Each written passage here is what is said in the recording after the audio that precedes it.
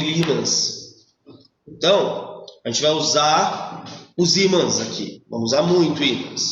Logo, o que eu vou imaginar aqui? O que eu quero que vocês imaginem na verdade? Imagina uma região do espaço que é um retângulo. Eu vou recortar isso, tá? É como se eu fizesse isso aqui, ó.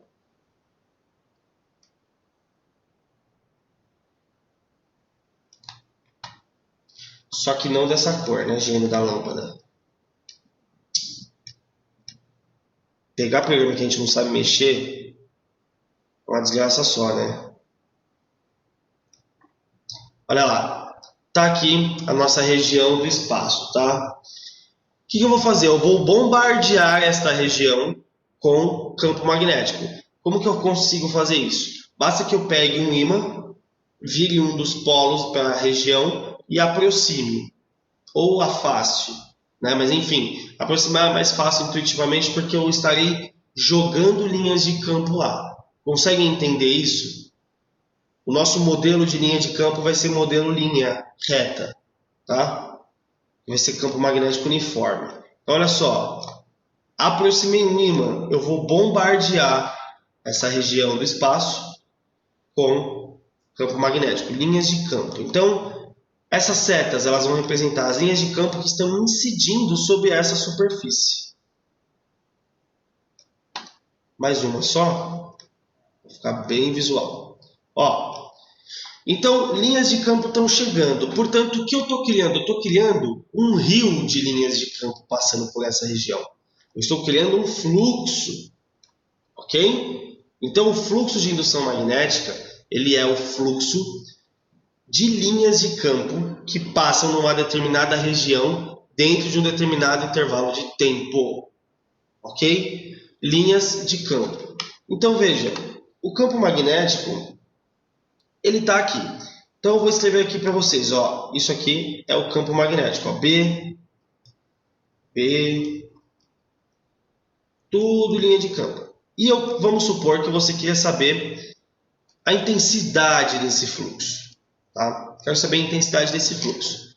Primeiro, fluxo, ó, isso aqui, ó, é sempre dado por essa letrinha aqui.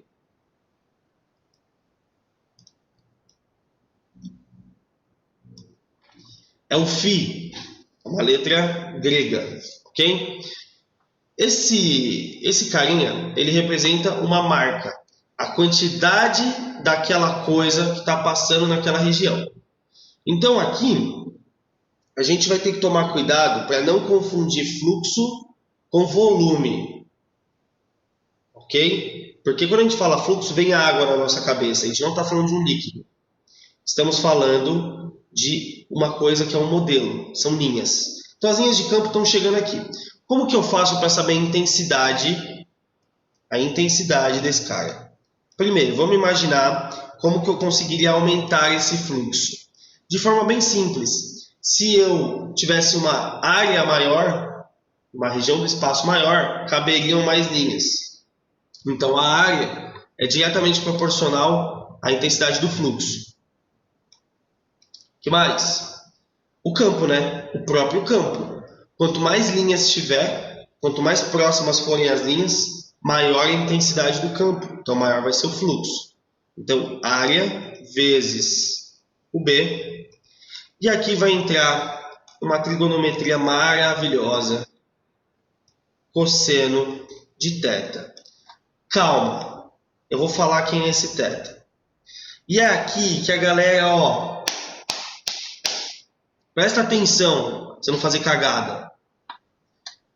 Esse ângulo, um ângulo é sempre entre duas coisas. Sempre entre duas coisas. Nós estamos falando do campo magnético numa região do espaço. A região do espaço ela é um plano. Então, a região do espaço, ó, ela é um plano, tá vendo? É uma reta. Como que eu faço para orientar o meu campo? De forma muito simples, eu desenho retas normais, ok? Então, aonde o campo bate, aonde a linha de campo bate, eu vou vir aqui desenhar uma normal, tá vendo? Ó? Vou fazer a mesma coisa aqui, ó. Por quê? A normal, ela é a minha orientação. Ela vai me dizer qual é o ângulo entre o campo magnético e aquela determinada região do espaço. Olha só. Eu não sei por que não está entrando. Não está entrando onde eu quero. Essa porcaria. Tô falando que mexer em programa que a gente não conhece é horrível. Olha só, vai lá para baixo. Eu vou fazer um só que você já vai entender, tá? Então olha lá. Nossa normal tá aqui. A normal tá aqui. Tá vendo que o campo faz um ângulo θ com a normal, ó? Ok? Então é esse ângulo que a gente está falando. Isso, quanto maior for a intensidade do campo, maior será o fluxo de indução. E aí você pode potencializar esse aumento do fluxo aumentando a área da região. Sacou? Cabe mais linha. Então, o θ é o ângulo entre o campo e a normal. Normal. Não é entre o campo e a superfície. É entre o campo e a normal que temos na superfície. É a nossa reta de orientação. Isso está claro para todo mundo, gente? As duas meninas sim. Pessoal, que legal, se todo mundo tivesse a câmera aberta, na hora que eu perguntasse, é só fazer assim, ó. Todo mundo ao mesmo tempo, plau, ou não entendi, mas não. Eu só liguei a câmera porque, meu, eu fui na escola e vi que era horrível. Horrível o lado da professora. Eu falei, ah, não custa nada. Obrigado pela empatia, Giovana. É horrível mesmo. Mas enfim, vamos dar sequência. Então, se tá tudo bem, vamos lá. Aqui a gente vai ter essa relação e aí as unidades de medida, né? Bom, área, já sabe, metro quadrado, não preciso ficar explanando muito isso. O campo magnético, Teslas, você já sabe, o ângulo é um ângulo. Portanto, o fluxo, ele é dado por Tesla vezes metro quadrado. Presta atenção. Tesla, ó, isso acontece em várias áreas da física. Sempre que junta duas unidades, normalmente os caras dão o nome deles mesmos. Lembra que veio uma só? Tipo, ampere é coulomb dividido por segundo, sabe? Joule é quilograma vezes metro quadrado por segundo quadrado, chama de joule. Potência, que é watt, é joule por segundo. Então, Tesla vezes metro quadrado vai te dar uma unidade nova, que é essa aqui, ó. Puta, com dois Bs. É o Weber, tá? Weber você vai chamar assim, ó. WB. Fluxo de indução magnética dado em Weber. Ok? Que é Tesla vezes metro quadrado. Isso está claro para todo mundo? Se você não entender essa parte, você não vai entender a lei de Lenz. Sim? Vou dar sequência. Bom, entendido o fluxo magnético, agora a gente vai estudar uma das leis mais importantes da sua vida, do seu cotidiano. O que faz com que você consiga ligar a lâmpada, faz com que você consiga assistir TV, mexer no celular. Ou seja, toda vez que você olhar para alguma coisa movida a eletricidade, você vai pensar nesses caras aqui, que foram Michael Faraday e o Lenz. Esses dois caras foram de suma importância para o desenvolvimento da energia elétrica, tá? Aí tem muita gente que fala assim, mas não foi o Benjamin Franklin que fez o experimento com a pipa e a chave? Não. O Franklin ele só reproduziu. E os americanos, Benjamin Franklin. Lógico, ele foi um cientista importante, isso é inegável. Mas pouco se fala sobre Michael Faraday, que aliás, ao meu ver, foi o cara mais inteligente que já existiu em relação à física. Foi o cara mais embaçado que já teve. E sabe por quê? Porque o cara não teve acesso ao ensino. Ele foi autodidata, ele não estudou de forma padronizada, né? Então o cara, sem colégio, sem faculdade, sem nada, o cara consegue desenvolver tanta coisa. Então ele é um cara pouco falado, mas é um cara muito importante. Então vamos entender direitinho a lei de Lenz primeiro, para depois entender a lei de Faraday, tá? O grande questionamento se deu exatamente por isso aqui, ó. O que o Faraday fez? Ele pegou uma espira, tá? Ele pegou um fio condutor, deixou ele em forma de círculo. Eu não consigo apagar um pedacinho só dessa porcaria. Ai, gente, eu fico louco de mexer nas coisas que eu não manjo, velho. Bom, vocês vão ter que ter uma imaginação boa. Vamos lá.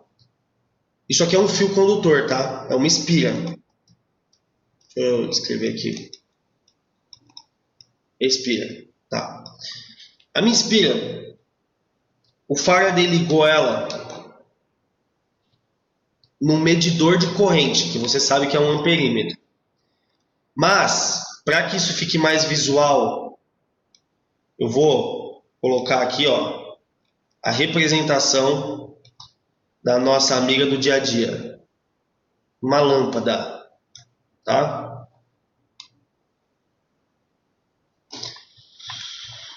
O que o Faraday fez? Olha como isso é genial. Imagina o seguinte. Cadê o apagador? Lembra que a gente usou, eu não sei se eu usei em sala aqui com vocês em aula online, uma barra para explicar o ímã. Mas, imagina que eu tenho um ímã. Norte-sul. Tudo bem? Está polarizado. É uma barra imantada. As linhas de campo, elas saem... Pô, a câmera está invertida para mim. Elas saem do norte e entram no sul em forma circular, né? Ó.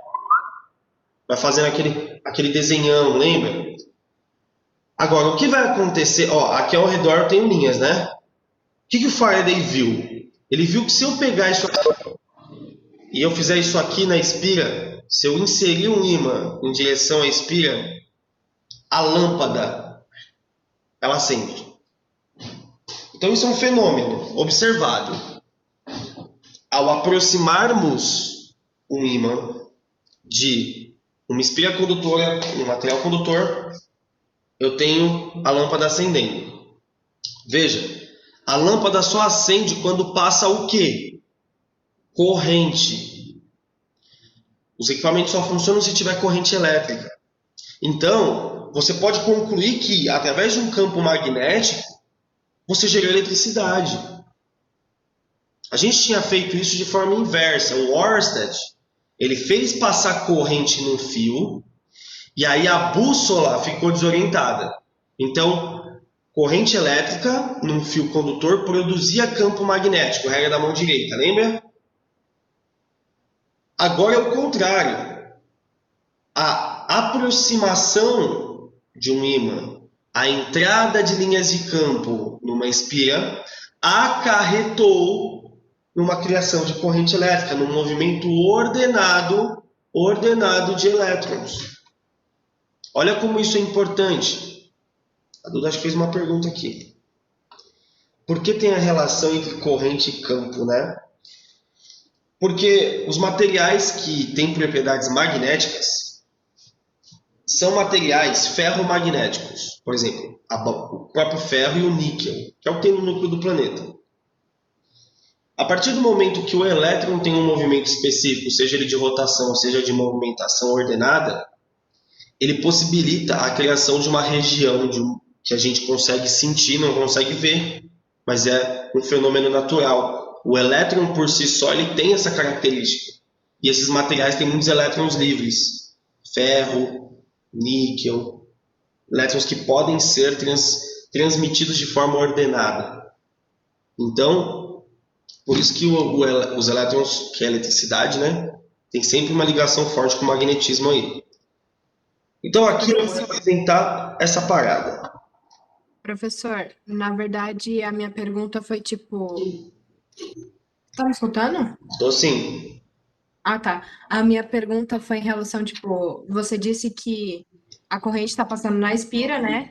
Colocou um amperímetro ali, e aí acendeu a lâmpada assim que colocou um ímã perto, né? A minha pergunta foi tipo, a lâmpada acendeu porque tem a relação entre a corrente e o campo elétrico ou magnético. Isso, exatamente. A questão é, você tem que pensar assim, ó. Aparelho só funciona, coisas só produzem energia luminosa, por exemplo, ou térmica, tá? Se tiver passando corrente, se tiver corrente elétrica. Por isso que você liga tudo na tomada, vai ter passagem de corrente. Então, não tinha lâmpada na época deles, tá? Eu coloquei a lâmpada para vocês conseguirem ver melhor, entender melhor. Mas ele colocou um amperímetro, um medidor de corrente. E aí tem que tomar cuidado na sua frase, que é a presença do campo, né? Não é a presença do campo magnético, é a presença do fluxo magnético. Porque antes eu não tinha linhas de campo. Quando eu coloquei o ímã perto, eu estou jogando linhas de campo dentro da espira. Eu estou aumentando o fluxo magnético na espira. Quanto mais próximo o ímã está, maior é o fluxo. Quanto mais distante o ímã está, menor é o fluxo. E isso é o que acarreta na passagem ou não da corrente elétrica. Sacou? Então, o foco, no caso, não seria o campo magnético, tipo, tem, mas o foco não é esse, o foco é o fluxo.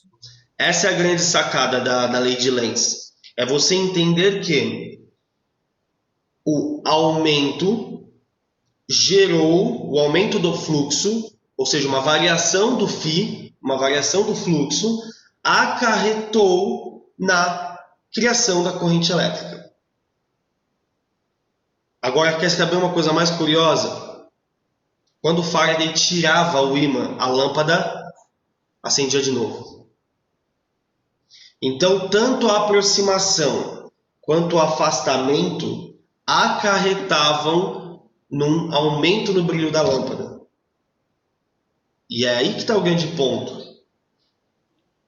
Então, tipo, não seria o aumento do fluxo, seria tipo a variação, seja para menos ou para mais. Foi exatamente isso que o Faraday definiu, que o Lenz definiu. O Lenz falou assim, não é um aumento que acarreta, é um delta. Por isso que isso é tão genial, porque a nossa intuição nos diz o oposto. A nossa intuição nos diz que se eu diminuir as linhas de campo, eu vou cessar a passagem de corrente. Isso é mentira. A natureza não funciona assim. A natureza, ela funciona da seguinte forma. Ao variarmos o fluxo, aumentando ou diminuindo, tem-se a passagem da corrente elétrica pela espira. Agora, o que o Lenz formulou é o como. É o como isso acontece. Então você vai ter que usar a sua mãozinha direita. Então olha só. A espira, ela sempre está ali, naquele local. Eu posso movimentar ou ela ou o ímã. Tanto faz. Tanto faz quem eu movimento. Eu vou deixar a espira fixa e no meu exemplo eu vou aproximar o ímã. Vou jogar o polo norte do ímã para a espira. Quando eu jogar o polo norte do ímã, pera aí, vou tentar fazer um negócio aí.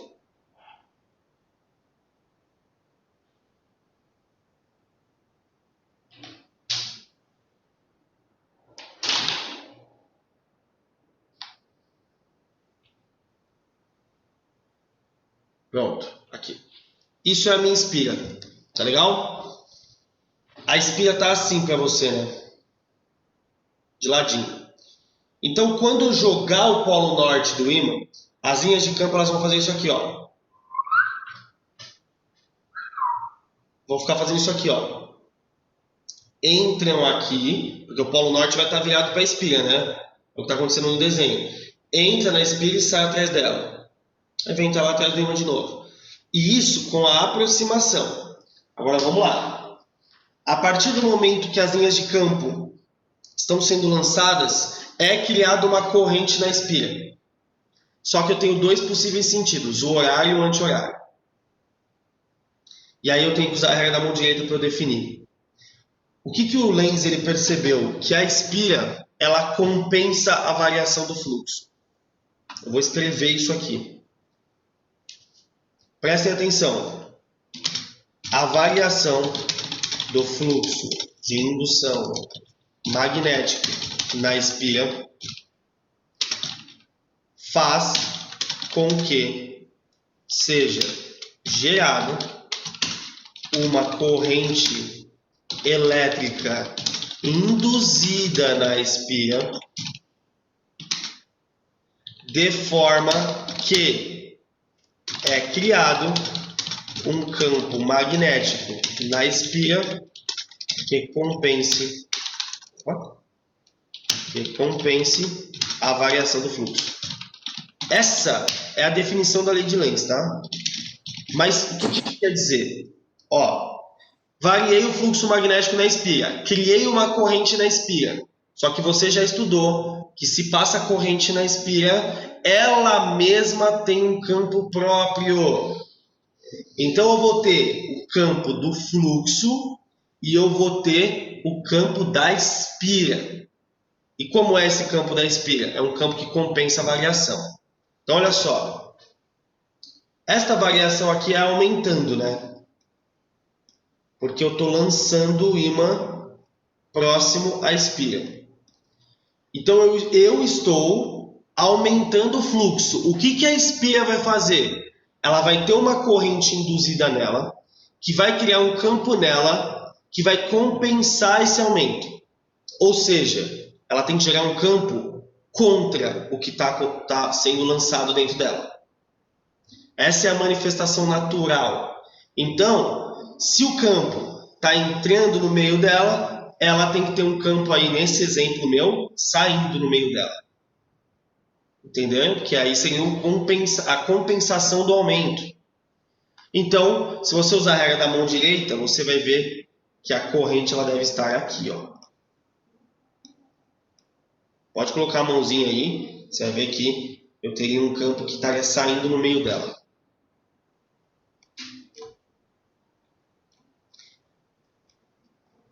E o porquê que acende quando afasta o ímã? Porque aí é uma diminuição do fluxo.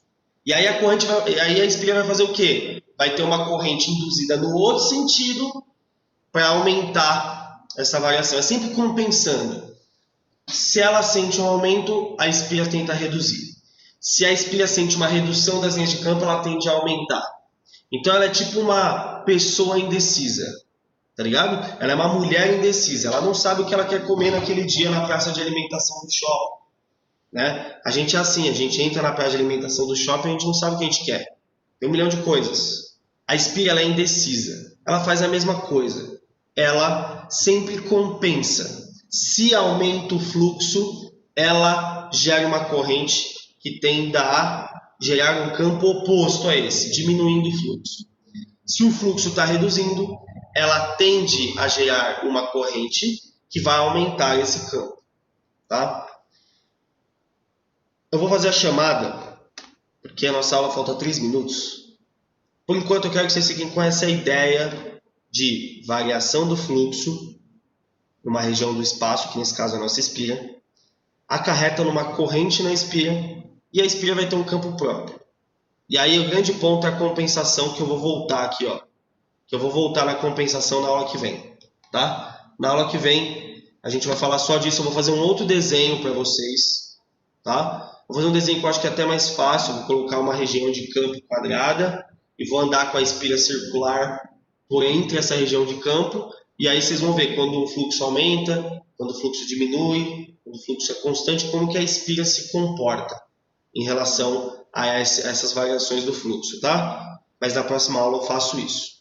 Beleza?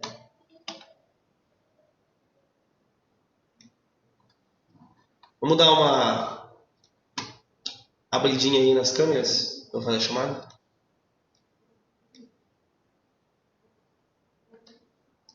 Essa matéria é difícil, porque vocês não estão no presencial. Vocês estão vendo eu falar tudo isso por uma câmera. Isso gera uma dificuldade maior.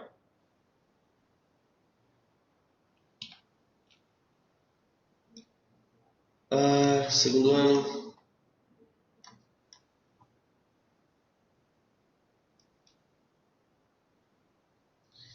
Vamos lá. Ariadne, tá por aí?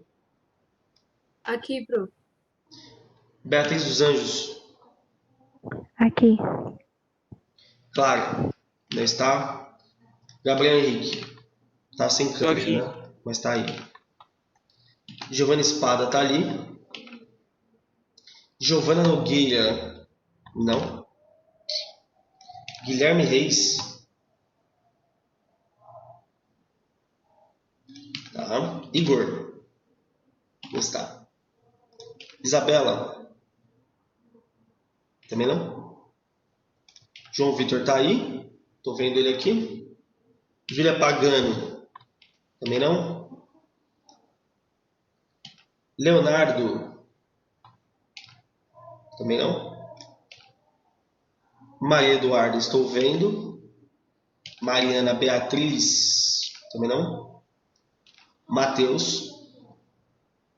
Ali. Patrick. Não. Rafaela, não. Renato, não. Yasmin, tá ali. 1, 2, 3, 4, 5, 6, 7, 8, 9, 10. Mais da metade da sala, que delícia, hein? Mas tá de boa, essa matéria é fácil. Tranquilinho. Brincadeira, gente. Galera, obrigado pela atenção de vocês aí. São 1h10 já. Então eu preciso almoçar, que eu tenho que dar aula à tarde. E a gente se vê aí agora no dia da prova, né? Quarta-feira?